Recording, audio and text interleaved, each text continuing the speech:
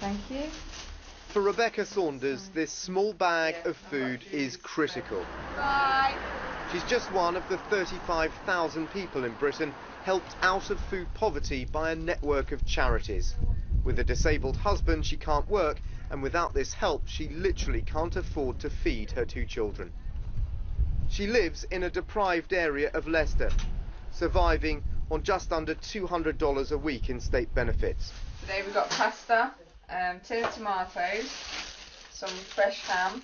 She shows me the weekly food handed out by the charity FareShare. Without their intervention, all this perfectly edible food would be thrown away by supermarkets because of overstocking. It means her daughter Amelia gets a better diet, but every week is still a struggle, especially as winter approaches. Because they've got to have beating on for the kids, and when they're poorly they're going to need extra vitamins and stuff like that, so they'll need more fruit and veg, and we just can't afford to do it on what we get.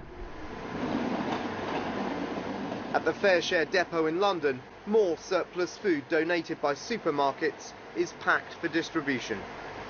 You might not think that food poverty was possible in a first world country like the UK, but FareShare says it is overwhelmed with demand.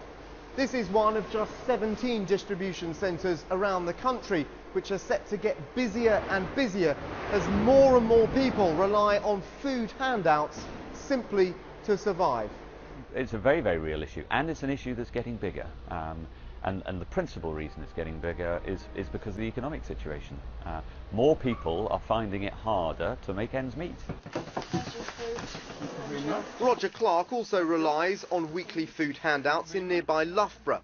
The Joseph Storehouse Christian Centre was set up to predominantly help the homeless, but it's increasingly seeing victims of job cuts like Roger swallowing their pride and asking for food. Thank you.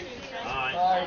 It was very hard to start with to accept that I could have the food parcels, but without them I would be in a fair bit of trouble. So for me it's a godsend. All that dad's making nice applesauce. The weekly battle to put food on the table made a little easier as Britain's poor struggle through what the Bank of England is describing as the worst financial crisis the UK has ever faced. Dan Rivers, CNN, Loughborough.